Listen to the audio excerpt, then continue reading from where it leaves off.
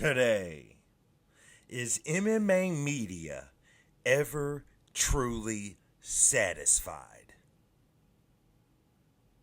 Also, how did one man in his shed with a camera making YouTube videos in the UK change how MMA Media would deliver their content?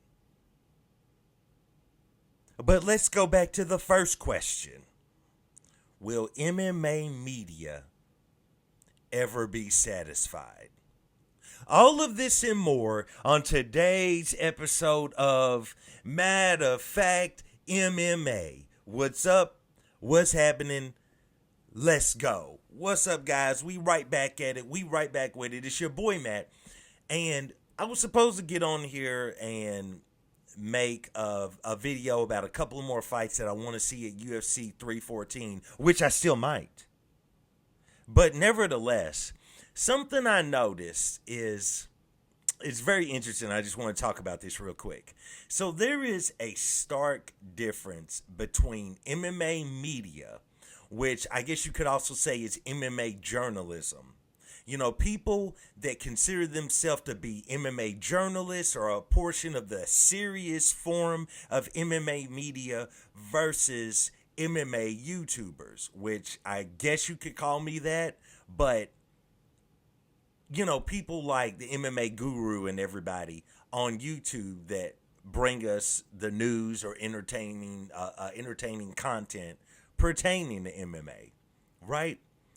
And so what I find to be very interesting is that for like the last couple of months, MMA Media, not YouTube, not YouTubers. Now, they are on YouTube. That's where a lot of their videos are, but there's a stark difference, and they would consider themselves to be different. Some of them have gone to college to be journalists. Some of them have been in the field for, 20, 30 years. They'll add on more years that MMA hasn't even been around, wasn't even invented. They're like, I've been in the sport for 50 years. It's not 50 years old. I've still been in the sport for 50 years. They'll really try to tell you, right? But here's the thing. What I've noticed is that MMA Media for the last few months has just been in an uproar. They hate the Apex cards. They don't like the offerings from the UFC. They criticize the matchmakers. They're criticizing everything about how these cards are made and put together. And I will admit, there's been a lot of stagnant, a lot of boring cards. And yeah, it's all jokes. It's all fun and games. I'll take a few shots at it when I'm making videos at the matchmaking and stuff like that, right? It's cool. It's fun, right? All your friends are doing it. It's cool. But at the same time, MMA Media is really upset about this, right?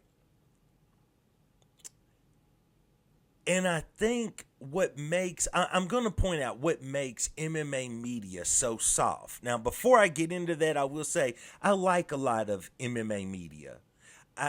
Part of being an MMA fan when I was got deep into the fandom is I discovered so many people from MMA Media, and I was following them on YouTube and I was watching them all the time. Your Ariel Awani, Luke Thomas, a lot of MMA Junkies content. You know what I'm saying? Your Mike Hex, your Jed Mashoes, all of these people, Shaheen Ashadi, all of these people, right?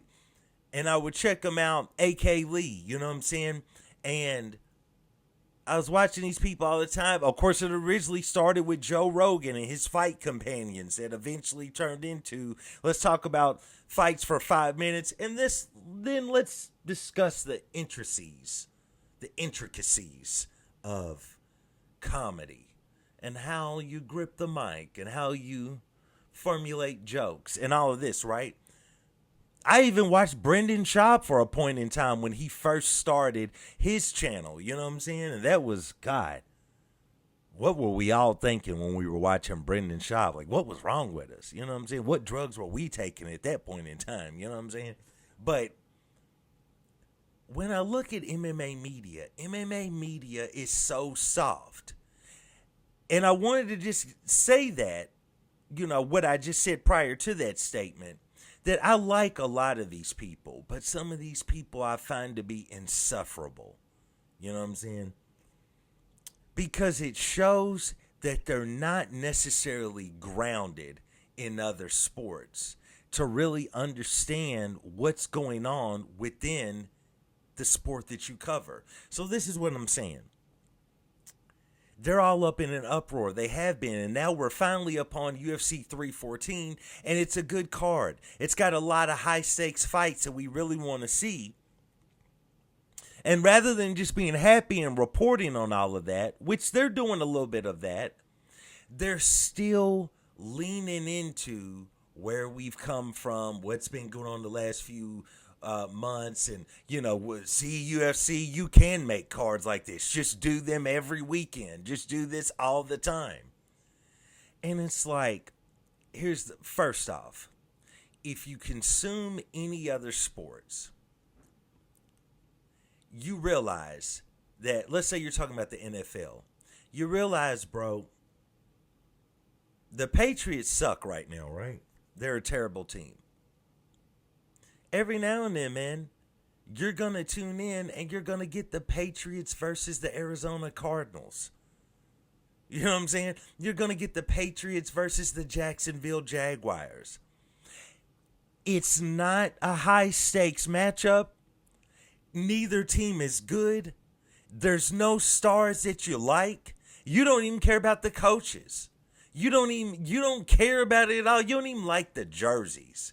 You know what I'm saying? But that game still has to be broadcasted. You know what I'm saying? The NFL has a deal. They have partnerships. They have contracted games that they have to fill, and that's what's going to happen. And you don't see NFL journalists calling for the head of Roger Goodell, you know what I'm saying, the commissioner of the NFL. They're not talking about the NFL has a real star problem because we have to watch the Jacksonville Jaguars versus the New England Patriots. They just cover the game. They know it's going to be a terrible game. They know they don't care about it, but they cover it because it's a part of their job. Every game can't be a star game, you know what I'm saying? Tonight, the Dallas Mavericks in the NBA are going to be playing the Los Angeles Lakers. This is a huge game because Luka Doncic was just traded to the Lakers from the Dallas Mavericks. There's a lot of controversy and how this trade could happen, why it happened, issues with the owner of the Dallas Mavericks, if the owner is trying to tank the team because they want to have they want to open up a casino and they're being blocked from that. So they're like, well, F it, I'll tank the Dallas Mavericks. I don't care until I get my way. A lot of things going on. So it's a big game. There's a lot of controversy around it. Luka Doncic back in Dallas to face them. AD is playing Anthony Davis, who was traded for Luka to Dallas. It's like this big thing, right? That's a big game. That's the UFC 314. But it's being covered just the same. It's being covered just the same. And the media for that is not upset that yesterday they had to cover a game that was terrible, that no one cared about. But MMA media is so soft and so privileged, so privileged, and you get the privilege in a way that I'm talking about. They're so privileged that they believe that they matter. And that every weekend they need to be covering a top-of-the-line UFC 300 stellar card. And maybe that's an exaggeration, but they want every single card to be high stakes. And the reality is, you're not going to get that. What else do they want? They want all the fighters to be paid an enormous amount of money. Enormous, right? And they still haven't figured out that correlates with the frequency of the stellar cards that you see. Why does that correlate? Why can't the UFC, there's this huge company, why won't they just pay each and every fighter millions and millions and millions of dollars, and we can all just be living happily in this society where fighters are making a ton of money? Well, once again, it shows their lack of, not to say that they don't view or consume other sports, but it shows their privilege as opposed to what goes on in other sports, because other sports have overpaid their athletes. And so the issues that they run into is once an athlete has been paid an enormous amount of money, the need to constantly go out there and put on shows, play every single game, every single night for the fans that are buying the tickets, that are consuming the product, that need goes down drastically. Because I'm 260 million up. Do you think I care about getting out of bed so little Billy, who bought a ticket to my game, can see me play tonight? I don't feel like it. I'm calling the coach. I'm letting him know my foot's hurting. I'm not going to be able to play tonight. And that's what happens. Yeah, there's a lot of athletes that are elite. They're at the highest level that get paid enormous amounts of money that will still go out there every night for the love of the game or the love of the sport. But there's a lot that won't. And when you look at the fighters at the top of MMA that have made an enormous amount of money, that MMA Media, sir, I'm not talking about MMA YouTubers, which I guess you would consider me, but I'm not talking about like your MMA gurus. You know what I'm saying? Shout out to the MMA Guru. I'm talking about MMA Media, like your Ariel Helwani's and his dusty crew. You know what I'm saying? That always complain about Conor McGregor won't fight. Conor McGregor won't come back to the sport. Why is he wasting our time? Why is it? Do you know why Conor is able to string MMA Media along? Why acting like he's going to come back and fight? He's able to do that because he's made $400 million. Granted, most of it came from a fight with Floyd Mayweather, and the rest of it came from his deal with Proper 12 and selling that. But because he's extremely filthy wealthy is why he doesn't have to come back in the octagon and fight. That guy right there, John Jones. Everybody's mad at John Jones. I'm mad at John Jones. I want him to come back and fight too. But MMA Media is such in an uproar, and they question the validity of this man's career and his wins and what he did for the sport earlier in the game. And he wasn't making millions per fight. You know, he wasn't making all of this money that your McGregors and your Rouseys would end up making. But he finally got paid. He finally got the checks he was wanting, right? And now y'all are mad that he won't fight. And MMA Media is so upset that he won't fight, but the reality of it is he don't have to fight. He's made so much money, bro. He doesn't have to fight, so he can figure out, maybe I don't want to fight Tom Aspinall. And I don't agree with that. For the record, I believe he needs to come back. He needs to fight Tom. Let's rectify this. Let's get this straight, because Tom right now is looking like the rightful heavyweight champion. But aside from that, why is John Jones calling his shot with the UFC? Why is he able to be like, I don't want to fight Tom. I want to fight somebody else for big money. Tom's name is not big enough. Why can't he do that?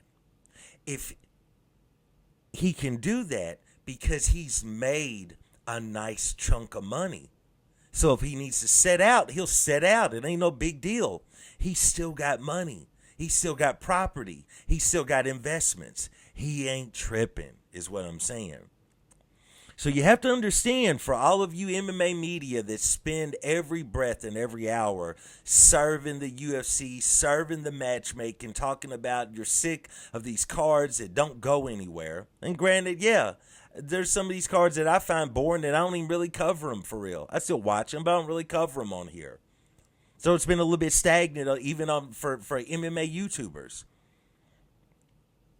The reality of it is, if you want every fighter to make an enormous sum of money, You guys that have never dealt business, never did business, never had to negotiate anything, never had to do anything like that other than your little measly contracts with whatever company pays you because you're an MMA journalist. Bro, if you pay everybody, nobody's getting ready to go to work. You know, that is what it is, bro. Somewhere right now, there's a guy who's a fry cook for McDonald's, and he just got his tax check. He just got his tax refund. And you know what he did? It's Saturday morning. He's supposed to work 8 to 5:30 all day. He gets one lunch and two 15-minute breaks. He's tired. He's worn out. He hates his boss. He hates his job. And he just got that tax refund the night before on Friday night. And guess what? That dude's calling into work. That dude is calling into work because he just got a little bit of extra paper. And he's like, I don't feel like dealing with it today. Well, newsflash, Ariel, and everyone, Luke Thomas, Brian Campbell, everybody else in MMA Media that I keep on seeing that complain about this day in and day out. That's what's going to happen with all your big name fighters. Not all of them. There's a lot of them that are here for the love of the game, and they'll still go out there and fight. But that's just what it is. So I wanted to make that point, but I also wanted to make this point. I've been saying on this channel forever that what you're seeing right now in the UFC is a changing of the guard. Okay? You're seeing a changing of the guard in which the MMA stars of yesteryear are either aging out of the game right now, they're on a losing streak, and they're not really sure if they want to continue. They've made a bunch of money, won some championships, and they're kind of done with the game, and they don't really see the need to keep rushing back into the octagon, right? The point is that there's a changing of the guard with the stars. We're at a transition period where we need the up and coming talent that y'all always hate on because y'all complain about the low contracts that they're on via the Contender Series, not realizing that those low contracts are what drive them to say the wild things on the microphone, to get on camera and say the wild things from their ring light, from their basement, from their computer.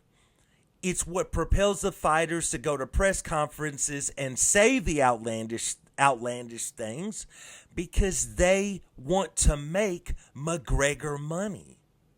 They're making 12 and 12 from the Contender Series, which y'all clown, y'all serve, you're against. But that desire, that hustle, coming from the ground, coming from being poor, that desire is what drives them to be entertaining and to make news headlines, thus allowing your raggedy channels, Ariel Helwani, to have something to talk about. To have someone who's moving up in the rankings, that's being noticed, that's being pulled aside to be on SportsCenter on ESPN. Right? That's why that's happening, because they're not getting the big money and they want to thrust themselves in front of the media, in front of the camera to make the big money.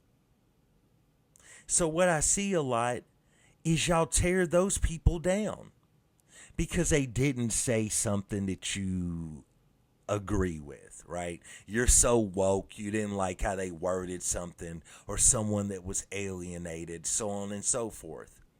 So you try to stomp them out and hide them under the rug. Like, let's sweep this one under the rug. We don't want them there. But the reality is, those people make the sport go around. They make it turn. No one really cared about Kamaru Usman's welterweight title reign. No one cared, bro. He fought Masvidal twice, and neither title shot did Masvidal deserve. You know what I'm saying? what made his reign at welterweight was his arch enemy, Kobe Covington. And I'm not a Kobe fan, but the fact that the man was willing to go on the mic, say some wild stuff because he was about to be cut from the UFC, because he wasn't making big paychecks, it motivated him to go out there and say some wild ish and make headlines, thus still to this day is paying off for MMA Media, because every time he fights, no matter who he fights, they've got something to talk about. So when you try to sweep these different fighters that say things that you don't like under the rug, there's a lot of fighters that say stupid stuff that I don't agree with, a.k.a. Bryce Mitchell. But I'm still going to talk about the man on here, bro. He's giving you something to talk about. He's pushing clicks. He's driving traffic. Shout out to him. You know what I'm saying? But y'all want to sweep them under the rug at different times. And even though you'll still cover them, you want to, demean it in a way. I don't want to talk about Bryce Mitchell, but if I must, I will. On your high horse. You know what I'm saying? MMA Media is on the highest of high horses, right? And it's what is wrong with y'all, bro? What is wrong with y'all? You know what I'm saying? If you want the sport to move forward, you want it to be exciting, you got to let these guys start out on these low contracts so there's a hustle, there's a desire to change, to do something out of the box, to get noticed, to be able to be pushed in the forefront. And your hero fighters, they don't talk a lot, they don't bend the rules, they don't break the rules. This is their arch enemies. These fighters will go on to be the villains against them. And we all know you love those fighters. And you can prop them up more as they go out there, if they can, and defeat these people that you're so against. That's the way it works.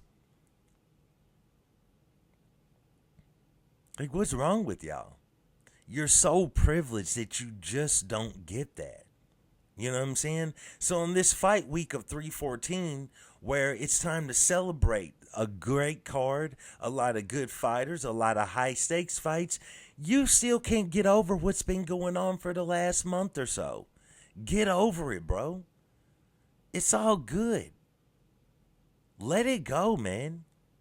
Good days are coming again. If y'all would give the spotlight to a few of these fighters that's talking a lot of ish that you don't like, let them cook. You know what I'm saying? Let them do their thing so they can get bigger names. And then you can have some big stage, high stakes fights. Y'all MMA Media is so privileged that y'all just don't get it. You can't get out of the way of yourself so you can move forward. Last thing I'll say, when you look at the MMA Guru, when I say one man with a camera, with a YouTube channel in his shed from the UK and how he changed the way MMA Media would be covered, he was doing all of this, making these videos, no backing. There was no Showtime Sports behind him. There was no MMA fighting on SBN. You know what I'm saying? There was no whatever, Crown Sports or whatever Ariel's got. There was none of that. It was just him. And he was on there doing his lives, making his videos.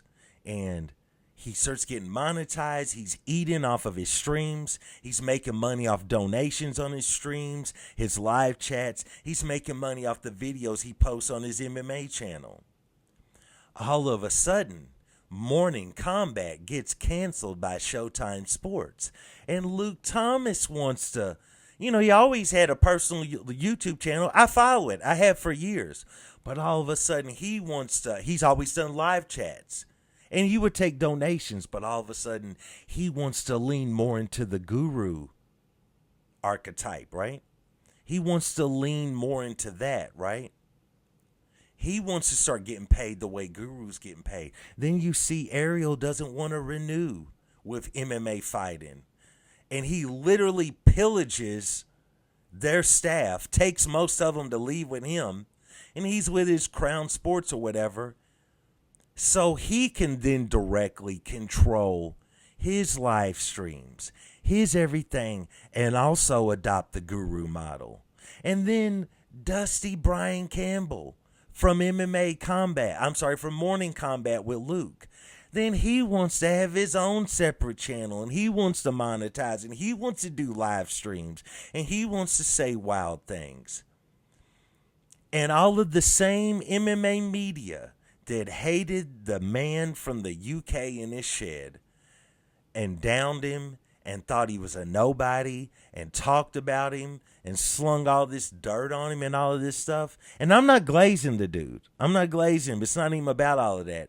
It's about the fact that one man came in and y'all all stole the strategy that he put forth when your major backing companies that were behind you and your YouTube channels and pushing you guys, when they left because the views and the clicks started drying up because y'all got too woke, you got too conservative with how you were doing your videos, and you're not just reporting straight up on the sport without a full-blown bias.